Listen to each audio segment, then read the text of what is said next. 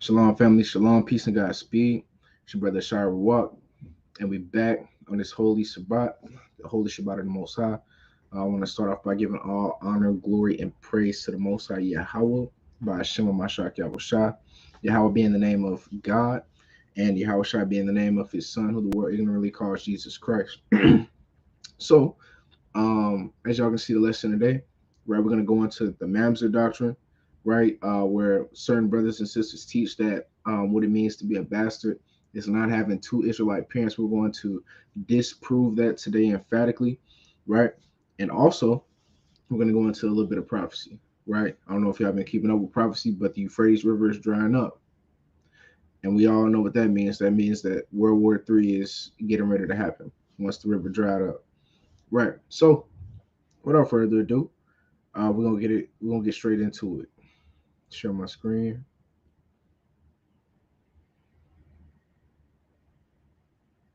Here we go. All right. All praise to the Most High. So Deuteronomy 23:2. Right, dealing with a mamzer. Right. Let me put up on KJV. Dealing with mamzer, the bastard. Right. Now, majority of the time, this doctrine comes from brothers and sisters of the Negro only persuasion, right? Because I've actually had debates with brothers on Facebook over this topic, and I brought out these scriptures, and they had no answer for it because this is a weak, no foundation having doctrine, right? It just doesn't make sense when we go through the precepts today. I'm going to demonstrate that, right? They say a bastard shall not enter into the congregation of the Lord. Even to his 10th generation shall he not enter into the congregation of the Lord. Actually, let me get that in the blue letter. Right, so we can go into this. Right, Deuteronomy 23:2. So they say a bastard, right? A mamzer. Let's look at that in Hebrew. H4464 mamzer. Actually, let me Salaki family. Make sure I share with them audio.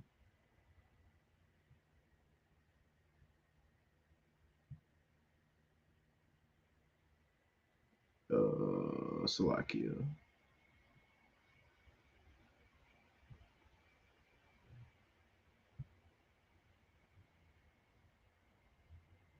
Bear with me 1 second, family. Here we go. Okay. All right, there we go. Okay. Come. Now, going back to Deuteronomy 23:2, right? A mamzer. Strong's H 4464. Mamzer. Mamzer. Mamzer. A mamzer, right? So a lot of brothers and sisters of the Negro only persuasion and within the circumcision, they don't necessarily subscribe to the Negro only, but they may not like certain brothers in Israel. They don't like that they're mixed, so they try to call them illegitimate, right? And we're gonna get into that, right? So a couple of the outlines of biblical usages for this word mamzer is a bastard, right? Child of incest, illegitimate child. Now I want y'all to keep this one in mind right here. These two here, right? Bastard, mixed population, right? This is the one that they like to hone in on. Born of a Jewish father and a heathen mother, or vice versa, right? Now we understand that that could be literally impossible for you to be considered an Israelite just by your mother. Numbers 1 and 18 shows us that, right? And you also have the Israelitish woman with the husband from Tyre. The son of that marriage would be a Hamite. The woman's an Israelite, but that son that is come of that marriage would be a Hamite, a heathen, right? Strong's definition from an unused root meaning to alienate, a mongrel born of a Jewish father and a heathen mother, bastard. This is why they like to hone in on that. This is why we have to know and understand how to use these extra biblical tools properly, right? This is one of those instances, right? But we have to understand how to use this tool properly and understand that the scriptures are the foundation. And through getting the scriptures, the understanding of the scriptures, that's how we gain true understanding. This is just extra. The definitions and biblical usages that we get off of this need to line up with the precepts, right? So now I'm going to show how the doctrine that you have to have a Israelite father and Israelite mother to be considered a Israelite is incorrect, right? And it has no biblical founding. Right, so here we go. We're going to start in the book of Exodus. This is chapter 2, right? Exodus chapter 2. And we're going to start at verse 20, right? And it reads, "And he said unto his daughters, and where is he? Why is it that ye have left this man? Call him that he may eat bread." This is Jethro, a Midianite priest, right? Verse 21, "And Moses was content to dwell with the man, and he gave Moses Zipporah his daughter." So Jethro has now given Moses Zipporah, right? Which would make Zipporah a Midianite. The Midianites are Hebrews through Abraham, but they are not Israelites. They do not descend from Jacob, right? They come through Abraham's loins, so they are Hebrews, but they are not Israelites, which would make them a Gentile, a heathen outside of the Israelites, right? So Moses had a heathen wife, right? Verse 22, "And she bare him a son, and he called his name Gershom, for he said, I have been a stranger in a strange land." So now he has had a son by this woman, right? Which one of them is Gershom, right?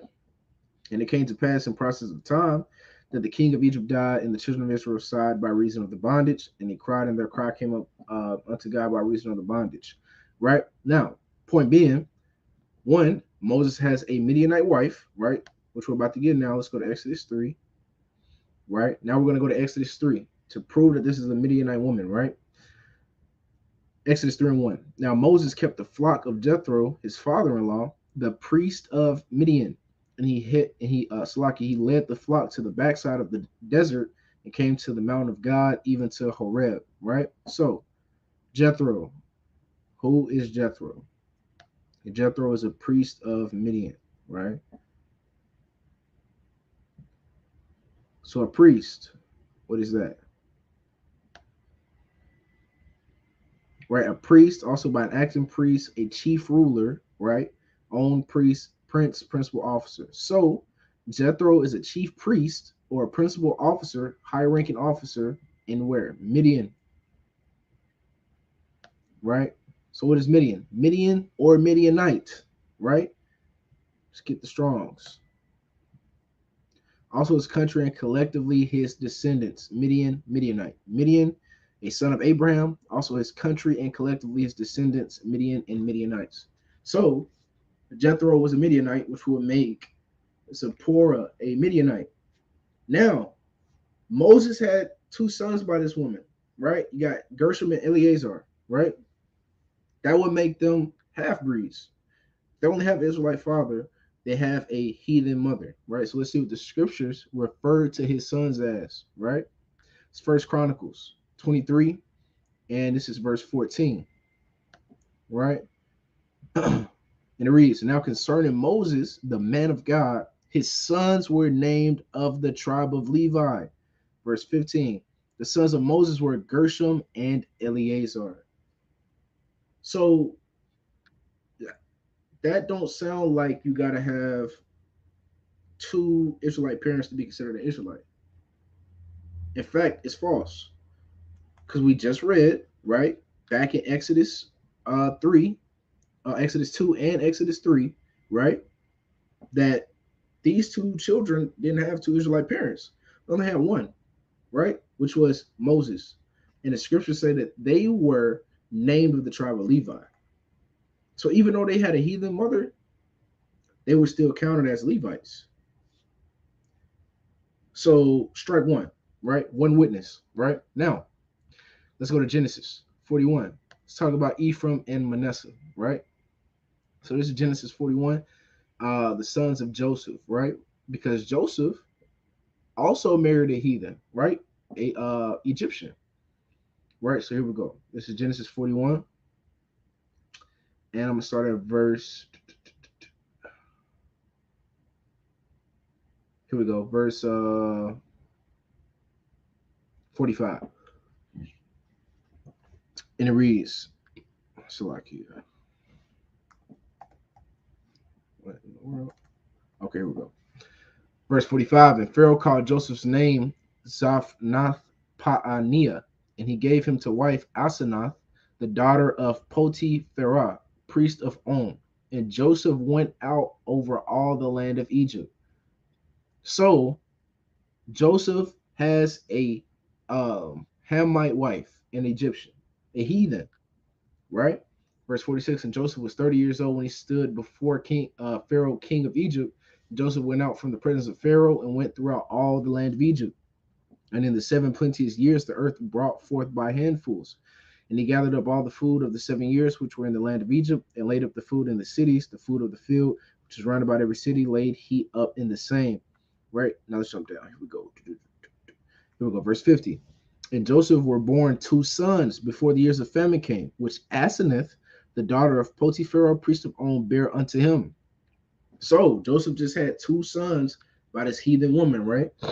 And Joseph called the name of the firstborn Manasseh, for God said, He hath made me forget all my toil and all my father's house.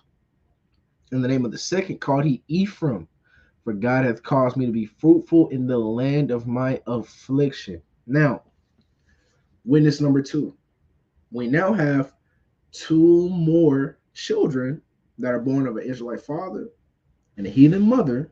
And let's see if they are referred to as Israelites, right? Now, we're in Genesis 48, and we're going to start at verse 8. And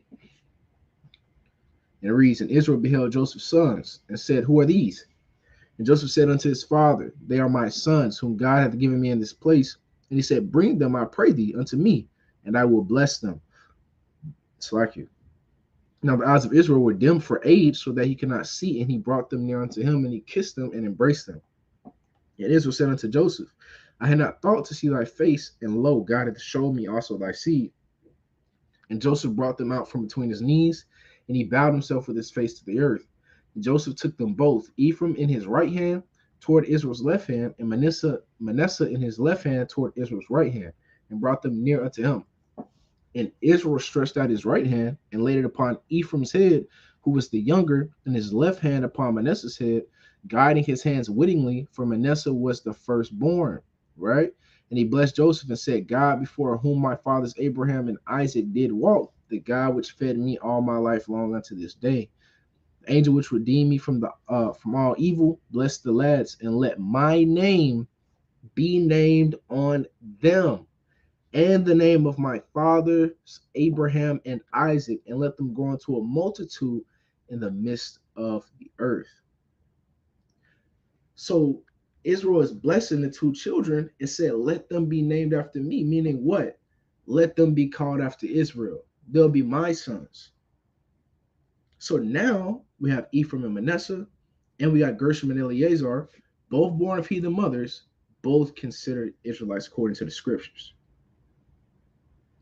Both being referred to as Israelites according to the scriptures. So that's 2 witnesses. It's proven that doctrine that you have to have 2 Israelite parents to be considered an Israelite. First of all, it just has to be the father. People get mad at us when we say that, but that's just the biblical doctrine, right? Let's get Numbers 1 and 18, just for the sake of it, right? Numbers 1 and 18. Salakia. Hit add. Right? Numbers 1 and 18.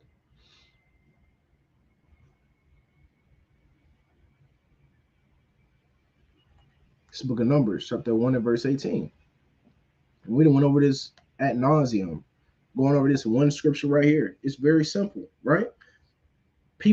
We still got that colorism in our spirit that has passed down through generations from slavery that Esau put in us. We still got this colorism thing where we see a brother that looks too light, doesn't have nappy hair, right? He can't be an Israelite. We got to get out of that. We got to erase that out of our minds, right? And get back to biblical thinking, right? Because all Israelites don't look the same, plain and simple, right? But nevertheless, it's Numbers 1 and 18. And they assembled all the congregation together on the first day of the 2nd month. And they declared their pedigrees after their families by the house of their fathers, according to the number of the names from 20 years old and upward, by their poles, right? When you go into the word pedigree, that means your descendancy, right? Your ancestry, right? So we determine our ancestry by the house of our fathers, right? By the Y chromosome that is It's in our genetics. We track that back. That's how we get our nationality. It's through that Y chromosome that comes from the father, right? Your mother gives you two X chromosomes. Your father gives you an X and a Y, right? According to the Most High, that's how you determine your lineage. Who you descend from is by that Y chromosome, which only the father can give you. So now let's go back to Deuteronomy 23 and 1. Deuteronomy 23 and 1. Salakia. Okay.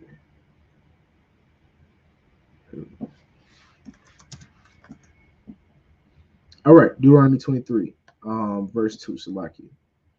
Right?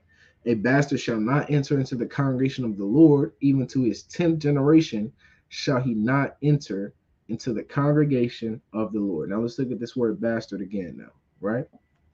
Now that we've disproven, right, that it means that you have to have a Israelite father and Israelite mother, right, to be considered a or Salakia. Um, we've disproven that it has to be a father and a heathen mother that considers you a bastard, right? Because that's not true. Because we just showed two examples of two Israelite men having heathen wives bearing Israelite children according to the scriptures, right? So now what else do we have? Right? Child of incest. That's interesting there, right? That's interesting that one of the biblical usages of this word is to be a child of incest, right? And also an illegitimate child, right? So let's unpack this a little bit. Let's look at illegitimate first. Let's get the definition of illegitimate, right?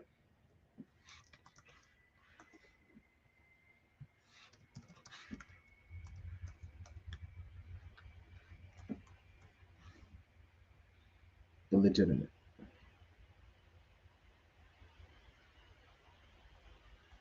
Here we go, right? So the definition I want is right here, right? Verse the second one, not legitimate, not sanctioned by law or custom, right? Unlawful or illegal children, right? That is important, right? Unlawful or illegal children. It's not sanctioned by law or custom, right? Meaning that the way these children were brought forth were not authorized by law. Keep this in mind, family, right? Now let's look at this bastard again, right? Mamzer, to be a bastard, a child of incest, or an illegitimate child, right? So a child that was not authorized by the law. So what would be the law of what would be lawful marriage according to the Bible, right? Not sleeping with any Canaanites, but consensual sex between an Israelite man and another woman, right? That's outside of the Canaanites, right? Consensual, right? Gone in order, right?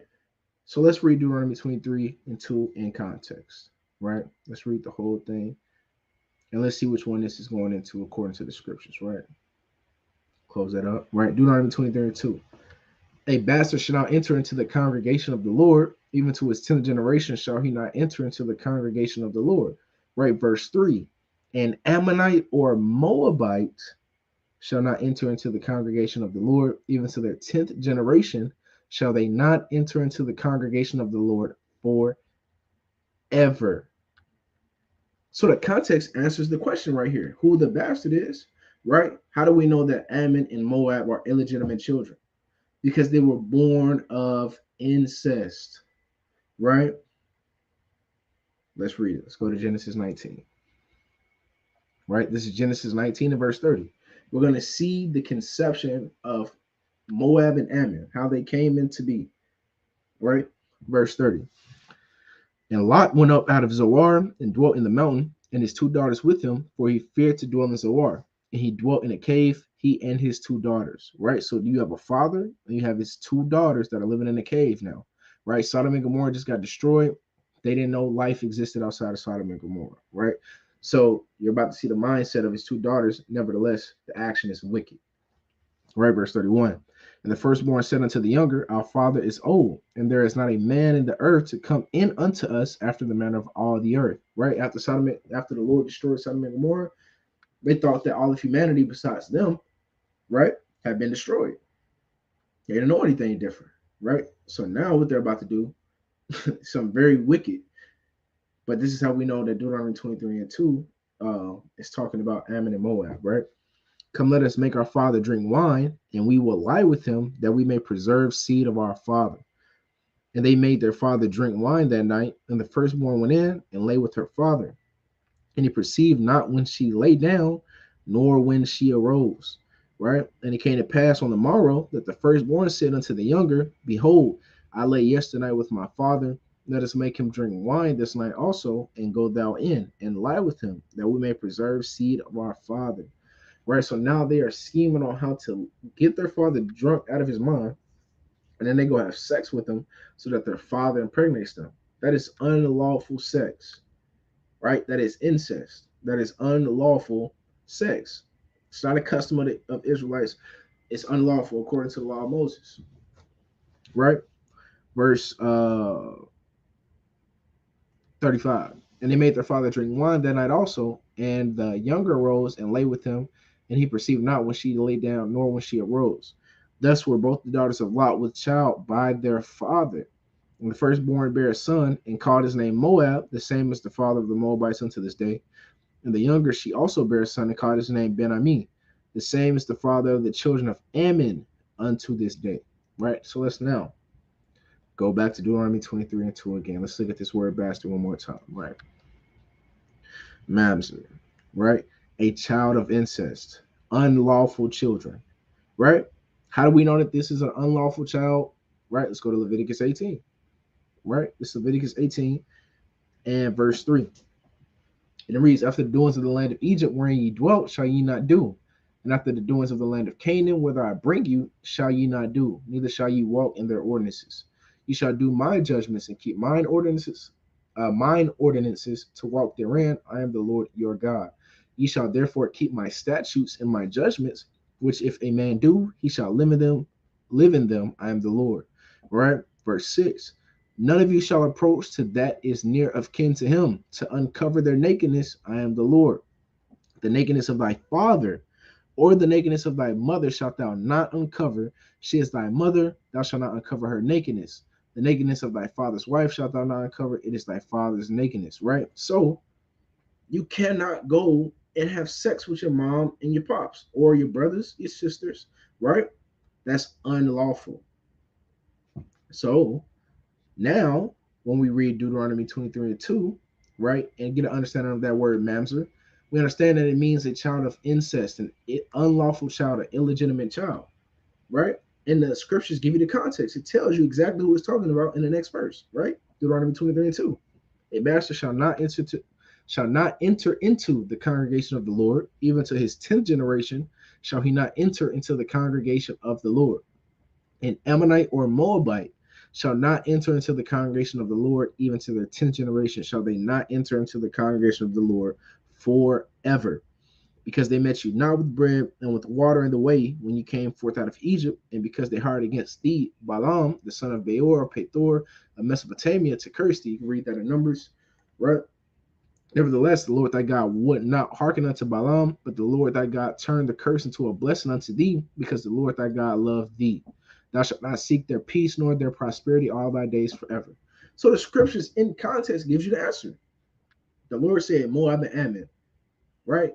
These things that are spoken about verse 4 through 6 are instances specifically with Moab and Ammon. Not Esau, Ham, none of them, right?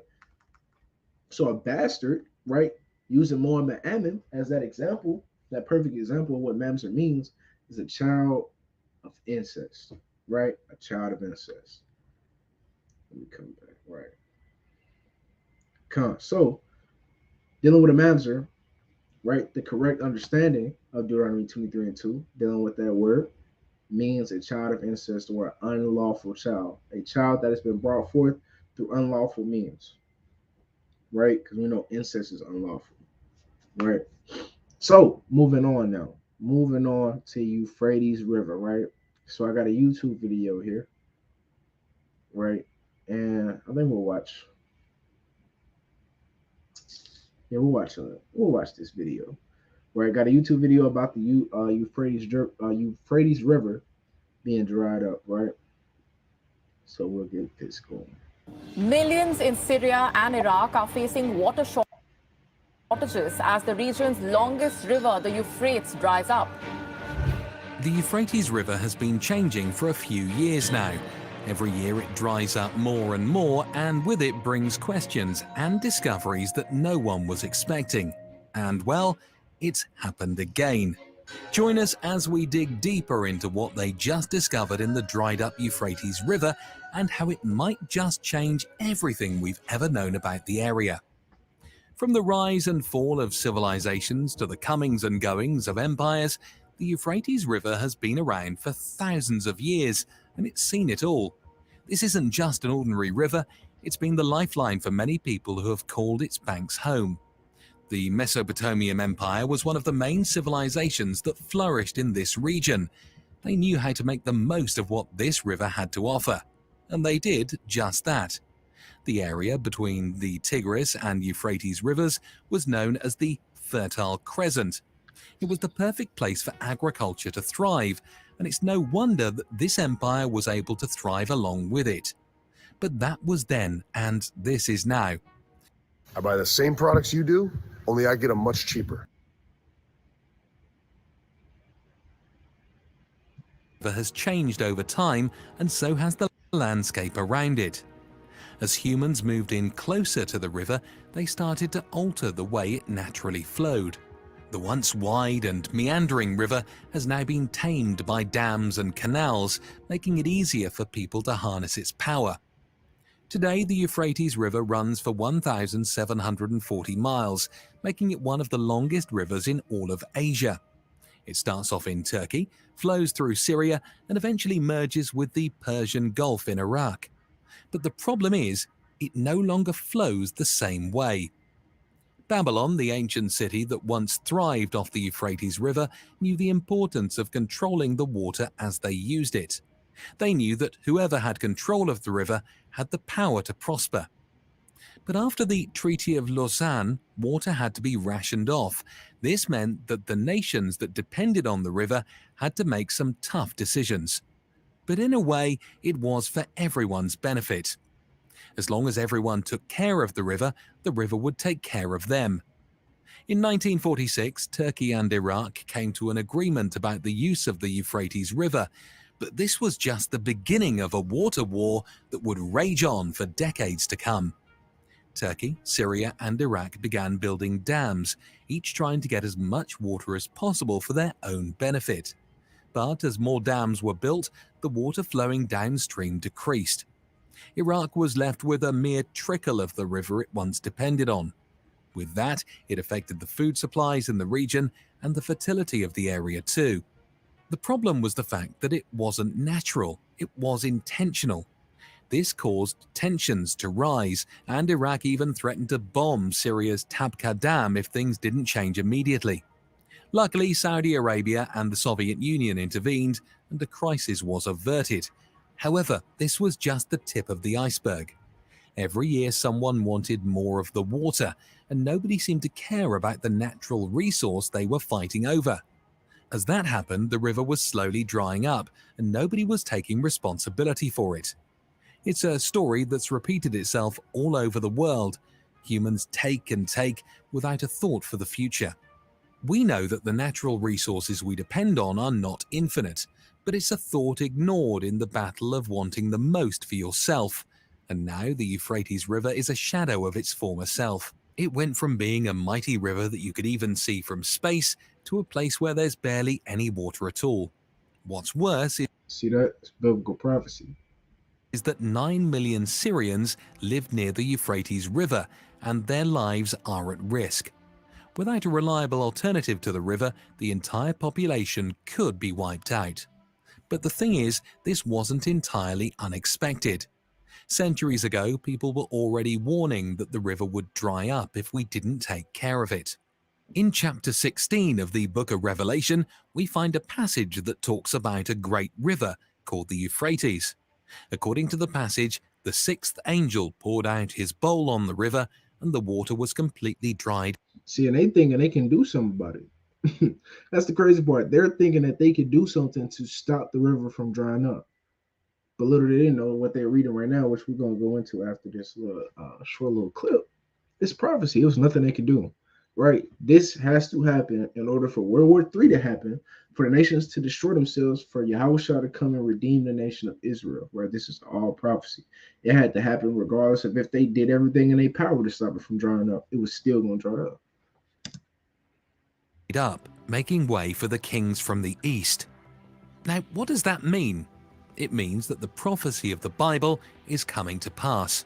The river, once a mighty symbol of life, is now nothing but dry land. We can't blame it on the ancient cup that was said to have scooped all the water away in that era. It's the dams in this one that have dried up the river.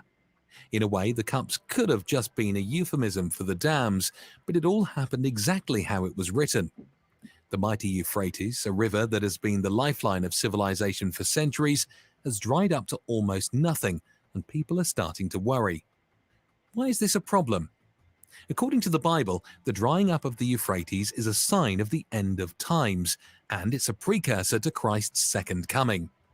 It's also written that the Garden of Eden is located in the same area as the Euphrates River, so it would make sense for Christ to come back in this particular area. But it's not just about the prophecy. The Euphrates River is a vital source of water for many countries in the region. So I'll leave it right there, right?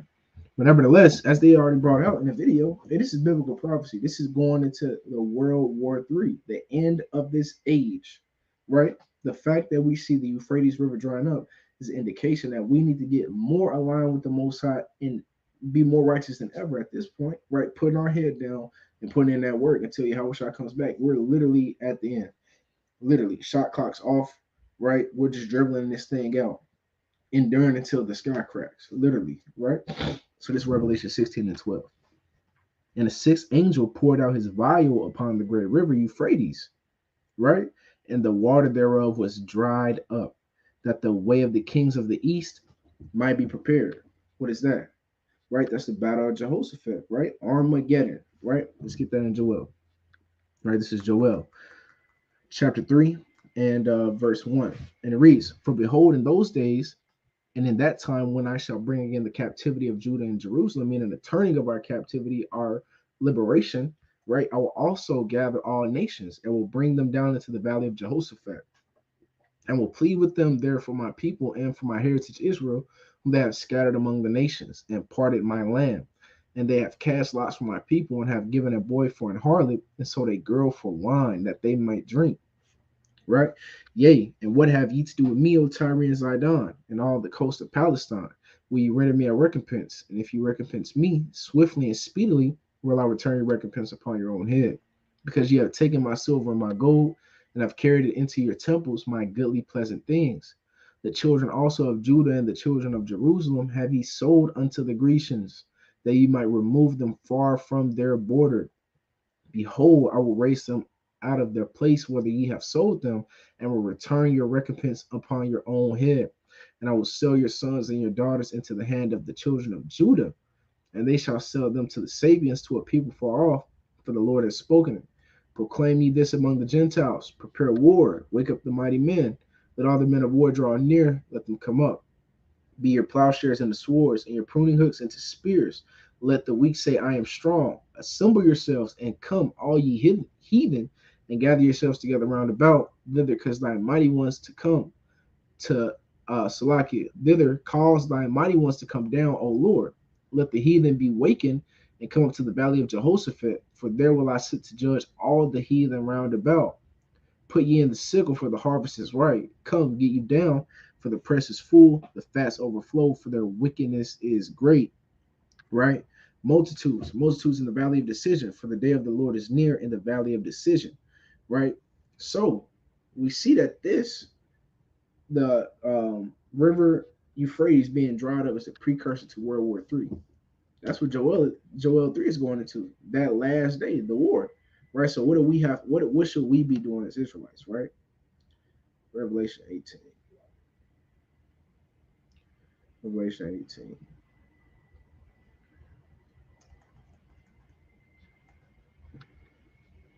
Right? Revelation 18 to 4. Classic. And I heard another voice from heaven saying, come out of her, my people, that ye be not partakers of her sins, and that ye receive not of her plagues. For her sins, right, Babylon have reached unto heaven, and God hath remembered her iniquities, right? Reward her even as she rewarded you, and double unto her double according to her works, and the cup which she hath filled to her double, right? Verse 7, how much she hath glorified herself and lived deliciously. So much torment and sorrow give her, for she said in her heart, I sit a queen, and am no widow, and shall see no sorrow. Therefore shall her plagues come in one day, death and mourning and famine. She shall be utterly burned with fire, for strong is the Lord who judgeth her. And the kings of the earth who have committed fornication and lived deliciously with her shall bewail her and lament for her, when they shall see the smoke of her burning, standing afar off for the fear of her torment, saying, alas, alas, that great city Babylon, that mighty cry, for in 1 hour is thy judgment come. So Yahweh Shah is going to destroy this place, right, in 1 hour's time. 1 hour's time, right? That World War III, that's going to be a swift judgment that happens, right? I don't know if y'all have done any research into nuclear bombs, but nuclear bombs can knock out cities at a time, right? Depending upon the size of that nuclear weapon. But nevertheless, what we should be doing is praying, fasting, asking for grace and mercy from the Most High, and doing the works of the Lord, right? Doing the works of the Lord, right? Because you're going to be judged by your works, right? Your faith, your works, and your righteousness. All praise to the Most High. So, with that, family, right? Short, simple, and sweet. Make sure that we are being more righteous, 1% better than we were yesterday, right? Striving to be 1% better than we were the day before, right? Praying, fasting, being more righteous, reading more, getting more understanding, right? Getting more wisdom, filling up our lamps with oil, because there's going to come a day when you ain't going to be able to fill it up anymore, right? So, with that, I want to give all glory, honor, and praise to the Most High Yahweh. Bashima Mashak Yahweh Shah. Pray everyone has a Shar Shabbat. And with that, I say Godspeed, family.